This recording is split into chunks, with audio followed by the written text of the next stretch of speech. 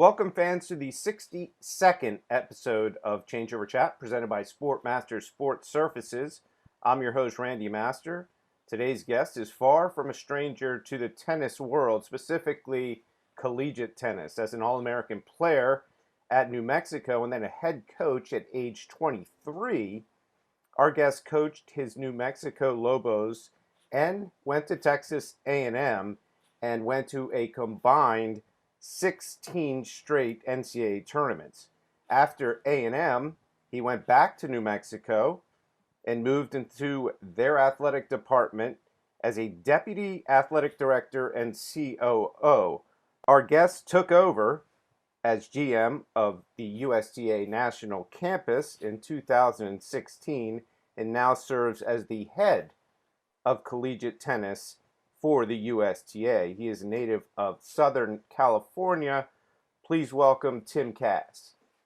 Randy, thank you. You just rolled up my whole life in 60 seconds. It's brings back a lot of memories, all those different little stops. Yeah, well, you've had incredible career in tennis, and I think you're obviously the perfect person for this role, and we'll get into that. So let's go back to your college days as a player and then a coach. You and I share a love for not only college tennis, but collegiate sports in general. Now, as a New Mexico guy, I had to ask, I want to talk about a little place called The Pit, which you know quite well. How many times have you been to The Pit? Well, I so you're right. I am a sports fan in general, and you mentioned growing up in Southern Cal. I was late, coming into the tennis world. Played all sports growing up, and then about age 16, focused on tennis, and that was in that kind of late 70s era when tennis was, in my opinion, probably at its all-time peak, and especially in California, and had a few opportunities to continue to play in college, and New Mexico was one of them. And one of the reasons was the Pit. I loved watching games on TV from there.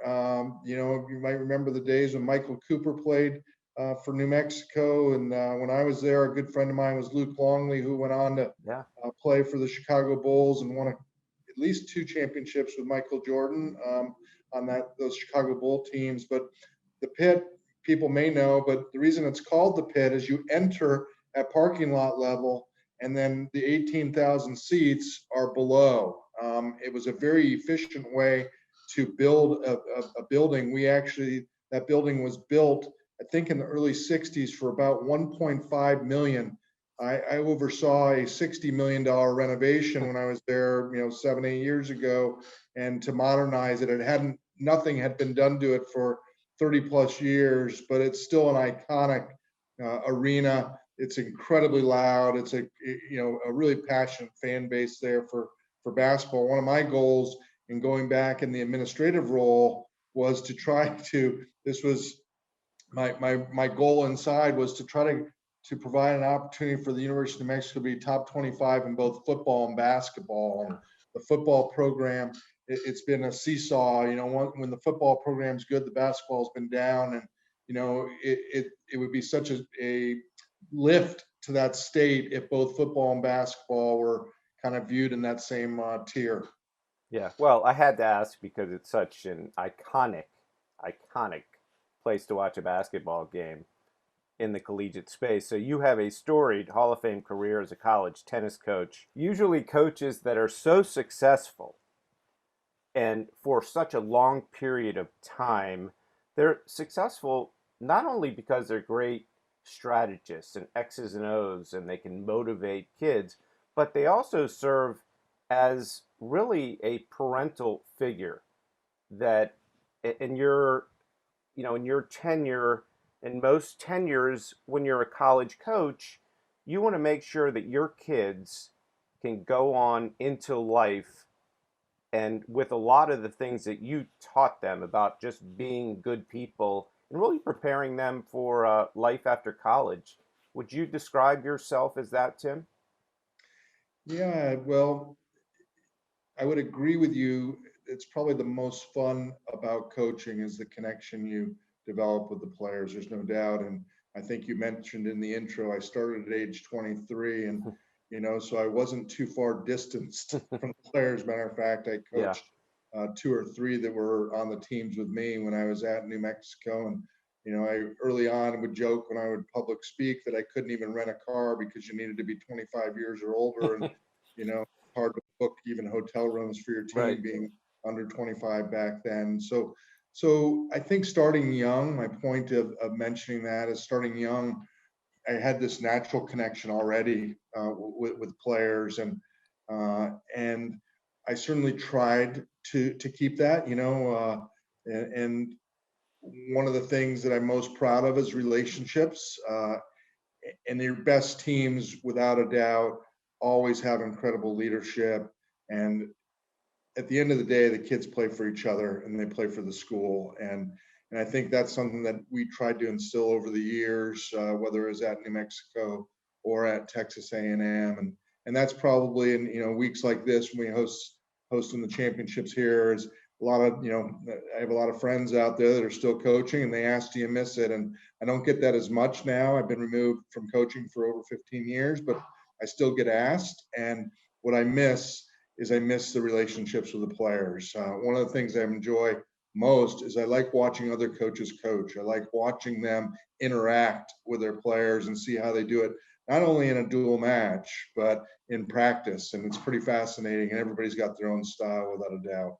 Yeah, and we've seen it all week with coaches coming onto the court, and we talked a little bit about it yesterday in our crowd view live when we had Andy Katz and our good friend Alex Gruskin. But we talked a lot about that interaction with coaches that I don't think a lot of people knew outside of the collegiate game, or maybe even people inside the collegiate game, that coaches could just walk out there in in the middle of the game and speak to their player. Now, running college tennis at the USTA, do you think that is a good thing for the sport? Because that is different. Well, that's changed, Randy, literally in the last 2 years. Okay. I'd never seen it quite like I saw it over the last 7 days. And uh, in all honesty, I thought it was a little overboard. And I think my days, and even up until 2 years ago, there was whether it was a hard and fast circle around the player bench, that's where the coach had to Yeah. remain. And I think that the thing that would concern me about what I saw was the flow of the match more than anything, and that the coach could influence sort of the pace of the match with Yeah. the walking out and how that is perceived.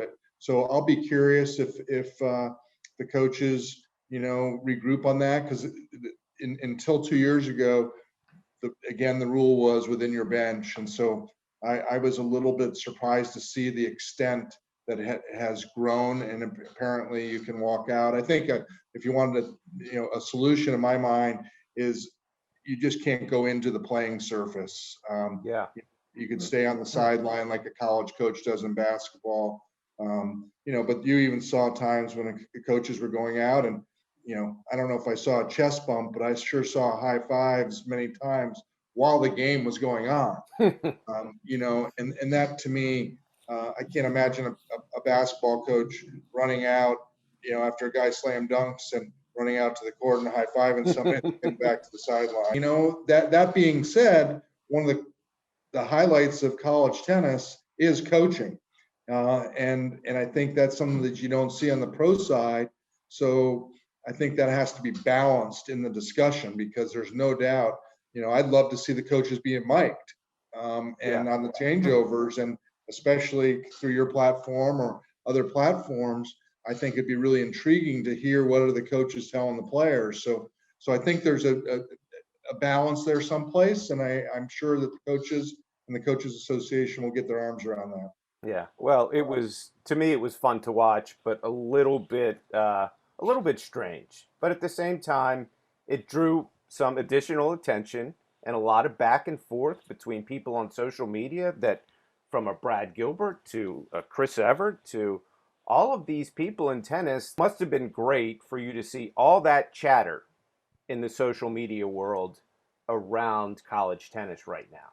Well, and our goal in hosting this event, and you know that this is an absolutely incredible campus. Yeah. And it's a campus because there are different areas of the campus, and the collegiate is one of those areas. But it's such a great venue to celebrate our sport as a whole. And then uh, many of the folks don't know that we had a level two junior event happening at the same time. And the reason for that on the clay courts was for our college coaches to have access to recruiting those players and to showcase Yeah. those players to our college coaches. And so we, in a non-COVID year, we would even have more things layered in to it. But I think college tennis, Randy, and this is what we need to improve, is the best kept secret there is in our sport.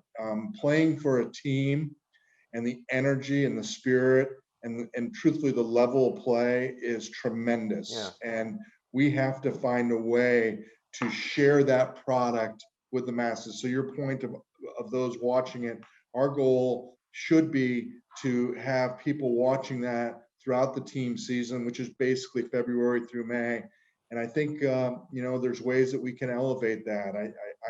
I'm still concerned. I love the competition, and I don't want this to be taken out of context, but from a fan perspective, matches going 4 hours is something that is needs to be addressed again. They've been shortened. They were going 5 hours, 6 hours, and I'm not saying that shortening is the only answer, but in today's world, if we expect people to come watch something live, it's very difficult to ask them to stay for 4 hours. Now, in the NCAA championships, and it's your home fans, maybe so, but I think it's something that should be continued to look at. And most sports do a great job of tweaking each and every year in order to kind of improve their product, and we need to continue to do that in college tennis. Yeah, let me go back to more of the kind of organizational nature of what you're doing as it relates to how you work with the Intercollegiate Tennis Association, how you work with the NCAA, obviously how you work with the schools and ADs. But what is the USTA's overall role? And it's not really alphabet soup compared to overall tennis alphabet soup, but what do you think kind of gives credence to you being so involved, not just you, but the USTA being so involved in college sports, and how do you work with those other groups? Yeah, well, number one, working with the other groups is absolutely critical. And for the USTA, college tennis is sort of that what we call the connective tissue.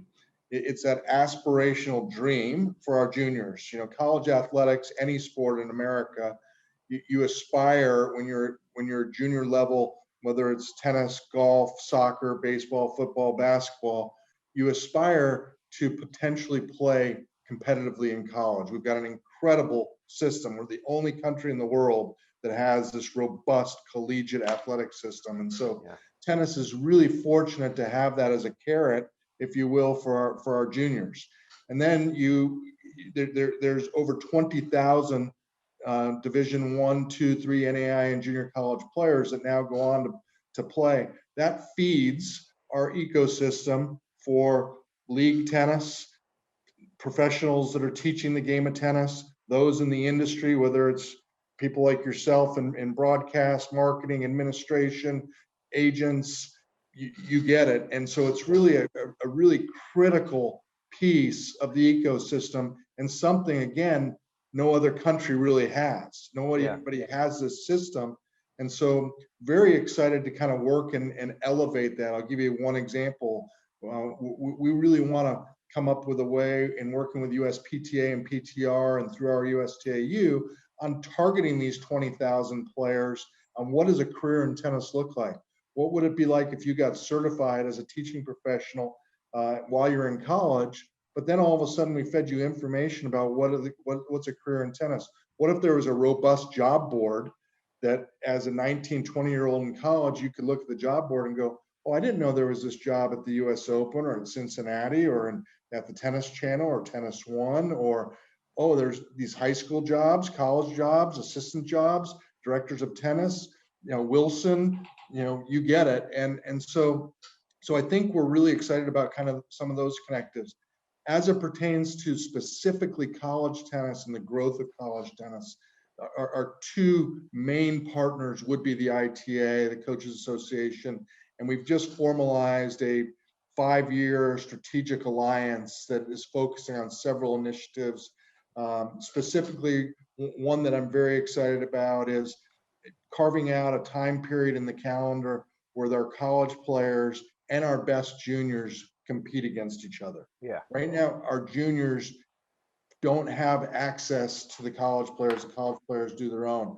And Yeah. even divisionally, most divisions play amongst themselves. So we're looking to create, whether it's a month or 6 weeks season, if you will, in which our juniors and our college players of all divisions can interact, and actually elevating and working closely with the sections on really making these a celebration in the community. That's an example. The other one that I've already used is how do we work with the ITA on reaching the players and trying to get them in the system for careers in tennis.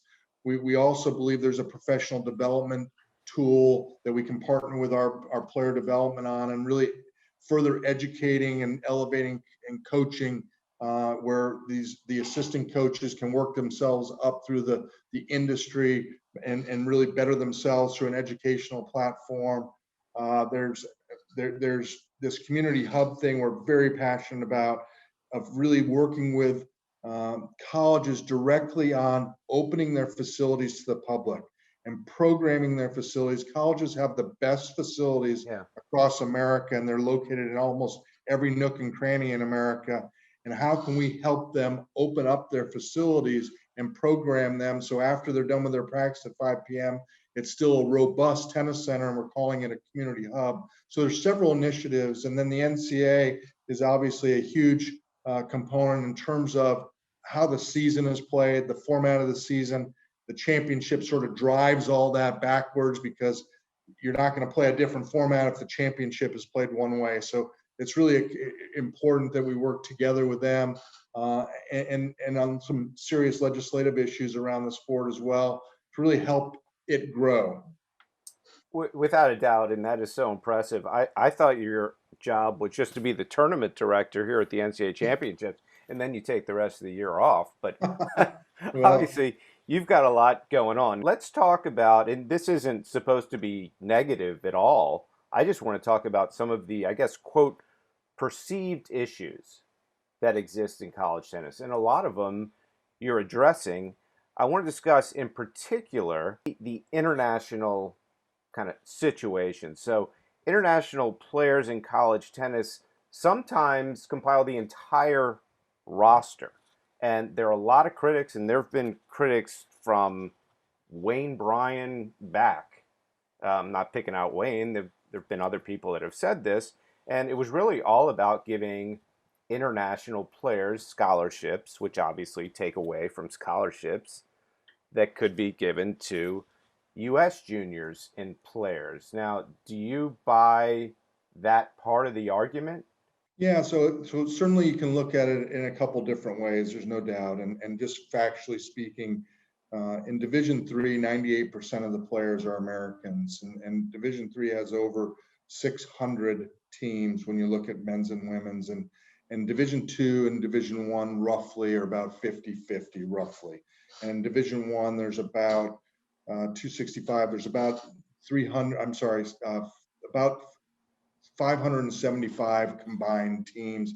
In Division II, I'd have to look at the numbers, but it's probably in the 200 to 300 range. Yeah. So there's a lot of opportunities, is my point, of playing in college tennis, whether you're an American and or an international. One of the things I think we're all proud of is, and it's certainly front and center in society today, is the word diversity and inclusion. And I think that the internationals certainly bring a diverse nature to our sport, and that should be viewed as a positive. It should be. And I think there is no doubt that the internationals has raised the standard and the level of play of college tennis. And so that should be viewed, in my opinion, as a positive. Yeah. And I think what we're looking to do and with the ITA is, how do we leverage this level of play? And as I mentioned, what if we were to create a little bit more of a connective pathway for our juniors in America? And how can we leverage college players that are here, whether they're international or Americans, and then provide a more affordable way for our best juniors to compete regionally? Imagine if our juniors, in Southern Cal, if you had X number of events in which the college and the juniors players could compete, well, the best juniors in Southern Cal are going to have a very difficult time, if not impossible time, beating players from UCLA, SC, Pepperdine, Irvine, San Diego State. You get it. And so they may not have to travel if we could create enough opportunities for them to compete, and they could, in their own little circle, really raise their level of play. And so I think we're looking for ways to leverage the international piece, and then also ways by leveraging that to help our Americans even further develop.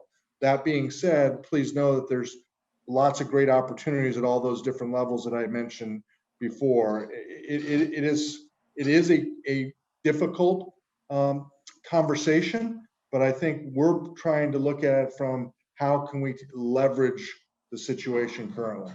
Yeah, and I think a point I wanted to make is you talk about how it could raise the international game and diversity and inclusion, and all of those to me are valid arguments for more international players, or as many international players as they are now. I had Boris Kojo on this show. I don't know if you know Boris. He was a great player at VCU. VCU, I know Boris well. We played him in, I can't remember, it was probably 96 when he was playing, and he played number 2 for VCU. They were a top 7 or 8 team, and it was at New Mexico, and we actually beat them in a really good match indoors. So I know Boris and remember that match well. Yeah, and Boris, he's gone on to become an actor, pretty big time actor in Hollywood, model, social activist. Now, Paul Costin, who I know really well, his coach at VCU, and I've talked to Paul a lot about this. Paul put him on the path to success, brought him into an American school, kind of taught him the whole system, kind of what college was all about as far as just how you get around and class schedules, and Boris was a great student. And the point I'm trying to make is Paul put a kid from Germany who was coming over to the US, he'd never even been to the United States, on a path to success in the United States. And I think that's what people also have to look at. Okay, well, a player at Stanford can't go pro. He goes on and gets a job on Wall Street. Happens all the time. Well, you take a kid from an international, a foreign country, and put him on any team. Could be Stanford, could be UCLA, wherever. They're also getting that mentoring at those schools as far as what they're going to do for the rest of their lives. They do have a parental figure in the coach, and I think that's something that people need to realize. I don't care if you're from Germany or if you're from Austin, Texas, you're getting the same coaching and the same mentoring for life. Would you agree? I would agree, and I think one of the pieces that, tennis is an international sport. It just by nature, and I think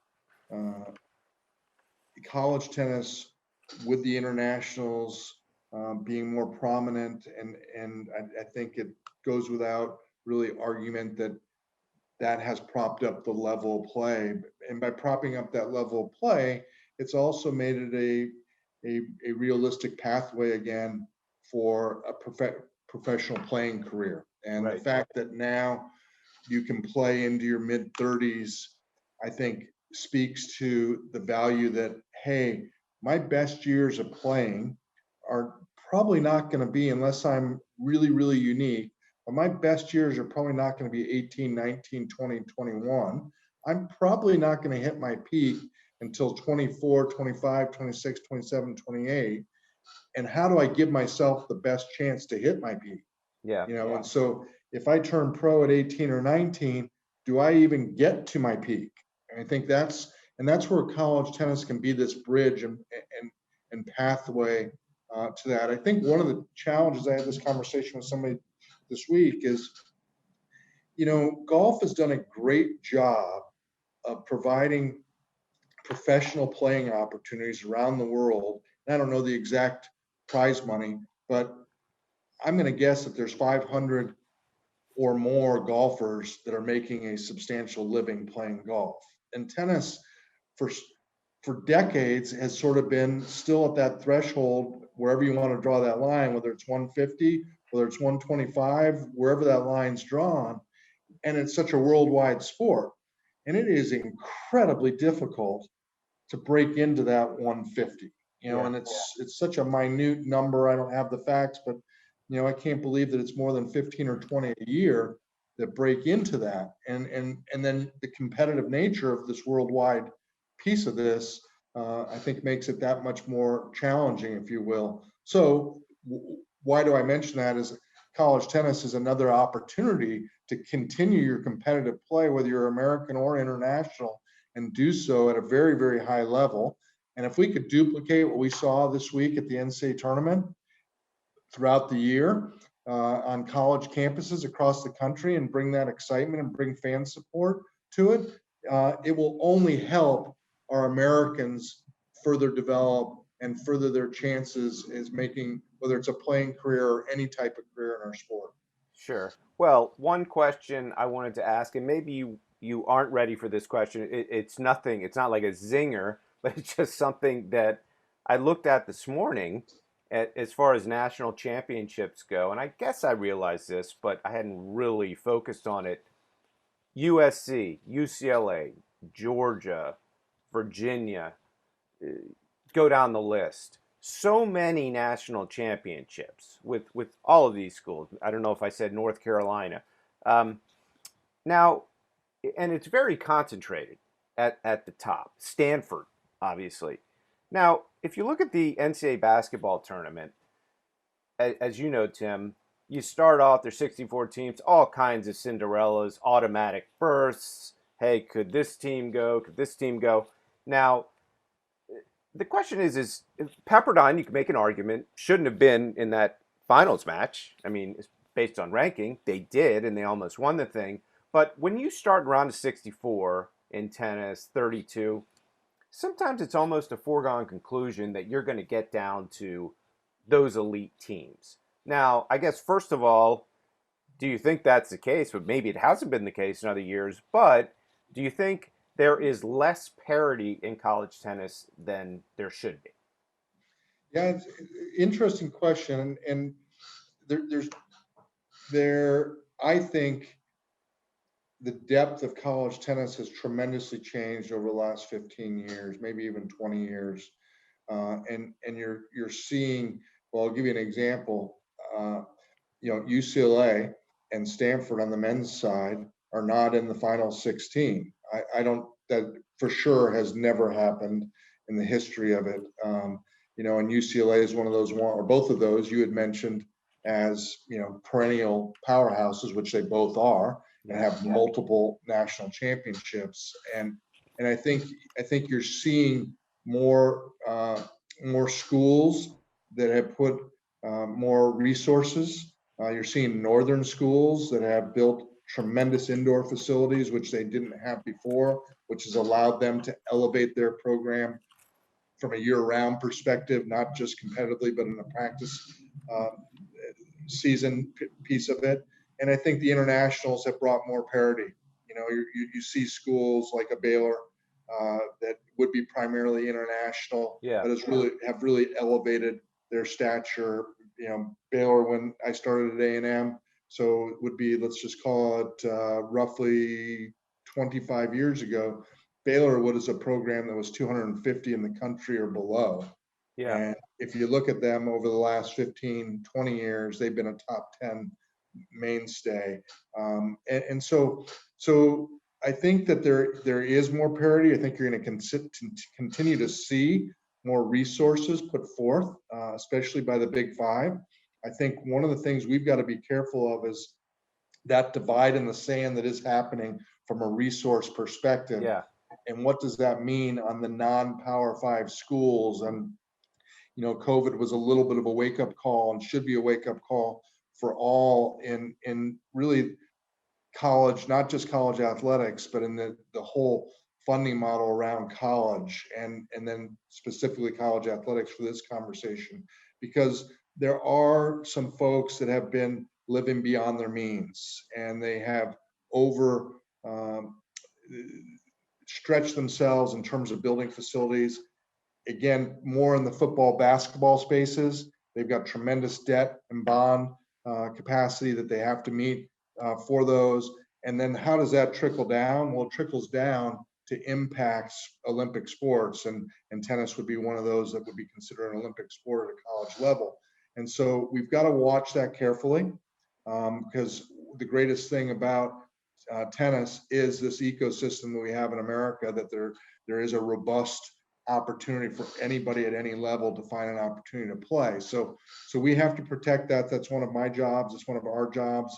It's one of the ITA's jobs in conjunction with the NCAA. We've got to make it, and that's why it's important for us to bring visibility to college tennis, and to let people see, wow, this is pretty exciting, and this is really, really good. And they are representing their schools with passion, pride, and spirit, and we're proud of that. So Yeah, well, it's a good segue into, I wanted to talk about the Tennis One relationship with the USTA and NCAA.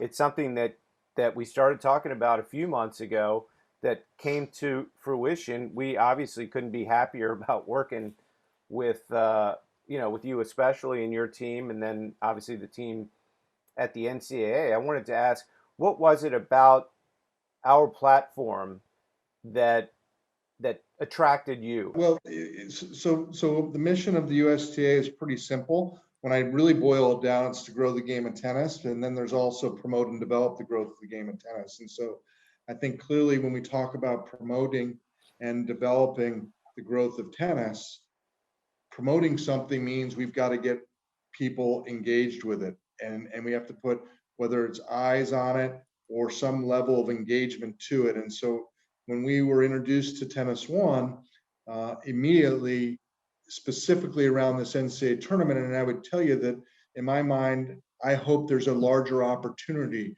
because I think, as you mentioned, you're looking at the future, and I think people primarily are absorbing their content, especially whether you call them Olympic sports, minor sports, non-revenue sports, but especially at that level in the collegiate space, on their mobile device. Yeah. And so for us, how can we again look for ways to get this great content? And I think that's what you were able to witness, share, and celebrate with others this week is, wow, this is pretty good. This is really, really exciting.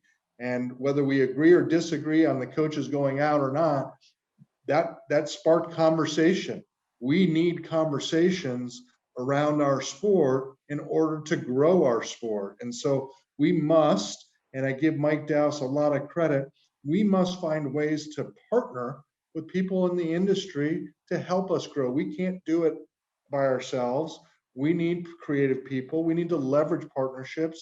And so I think I hope this is a step in the right direction for college tennis, and what we have uh, experimented with this year with Tennis One.